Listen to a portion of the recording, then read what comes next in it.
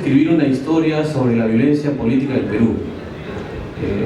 Tampoco vi esto como un camino para seguir la moda. Simplemente nació así. Nació como una historia que tenía como punto de partida estos años que viví como estudiante universitario en Trujillo, en medio de un país quebrado por la inflación, arrinconado por las bombas de Sendero Luminoso, la corrección luego de Fujimori y la crisis institucional que hasta ahora padecemos. En medio de todo este escenario horroroso, sombrío, oscuro, asoma el idealismo por un lado y el amor por otro. Son así como esas plantas que crecen en el desierto, pese a que no existe agua y no existen condiciones como para que la vida florezca ahí. Entonces el idealismo y el amor están ahí puestos como estas plantitas que suelen dar vida y que son persistentes. El escritor anglo-pakistaní Qureshi es autor de un libro que se llama Soñar y Contar, en el que realiza un análisis fino y conmovedor sobre el acto de escribir, así como de las motivaciones que llevan a alguien a ejercer esta actividad. Dice Qureshi que Chekhov tiene razón cuando sostiene que los actos más profundos y extraordinarios provienen de las experiencias más banales, más simples y más corrientes. El arte, en este sentido, consistiría en transformar lo insignificante en algo que vale la pena, o en algo significativo. En los años 80 y 90, que vivió mi generación, lo banal, lo cotidiano, era la violencia, con cuyo horror habíamos aprendido a convivir. El asunto está en que todos los seres humanos tenemos experiencias ordinarias y soñamos despiertos y dormidos. Es decir, vivimos en la realidad y también fantaseamos a nuestro antojo. Sin embargo, no todos somos o queremos ser escritores. Es decir, no todos son, por el solo hecho de contar con experiencia de vida e imaginar una vida distinta a la vulgar, terminamos escribiendo un libro.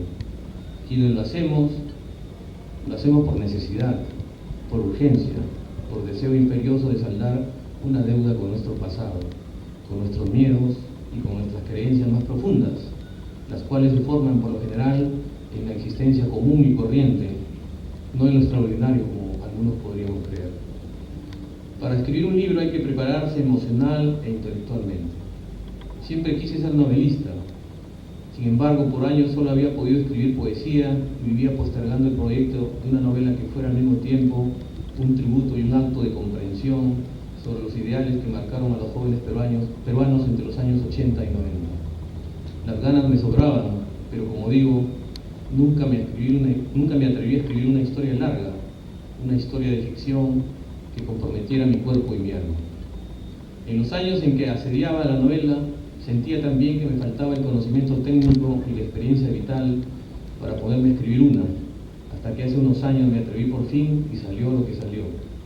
Lo que salió es una novela de mediana extensión que he corregido varias veces y que tiene como punto de partida mi experiencia emocional, política y social de esos años. He publicado El señor Cioran no porque sienta que ya cuento con el conocimiento técnico y la experiencia vital para hacerlo, sino porque necesito hacer algo para confirmar que mi vida no es posible si no tengo a la literatura conmigo. Toda literatura es en cierto sentido autobiográfica, lo cual no significa que tenga que ser necesariamente real, aunque sí verdadera. Estoy próximo a cumplir 54 años y tengo la sensación de que es el momento adecuado para hacer realidad mi sueño de escribir una novela, que sea mala o buena, el tiempo de los lectores lo dirán. Las historias del señor Cioran tienen como escenario Trujillo. La locación principal es esta ciudad, de la que no soy originario, pero amo profundamente. El escenario son las difíciles décadas del 80 y 90. Desarrolla 4 historias interconectadas entre sí. La primera historia cuenta la relación tortuosa entre un miembro del servicio de inteligencia, Plinio Barrenechea, con una ex subversiva convertida en prostituta, Dalila San Juan, quien lo considera una especie de monstruo moral que, investigado su pasado, no se sabe con qué fines. Plinio tiene una hija que se enamora de uno de los protagonistas, el poeta.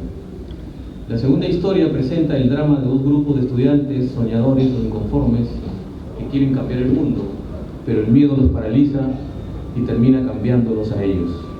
En el primer grupo, uno de los protagonistas se convierte involuntariamente en un soplón, el poeta.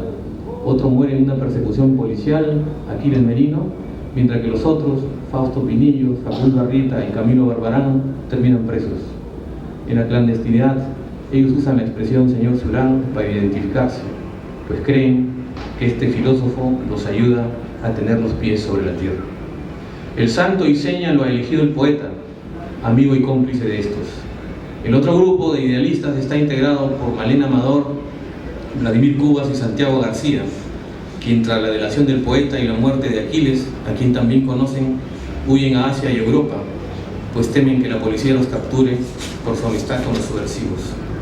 La tercera historia narra la crisis existencial de un aspirante a poeta que traiciona a sus amigos revolucionarios y termina suicidándose. Está enamorado de Beatriz Barrenechea, hija de Plinio, con quien tiene una hija, Madrid.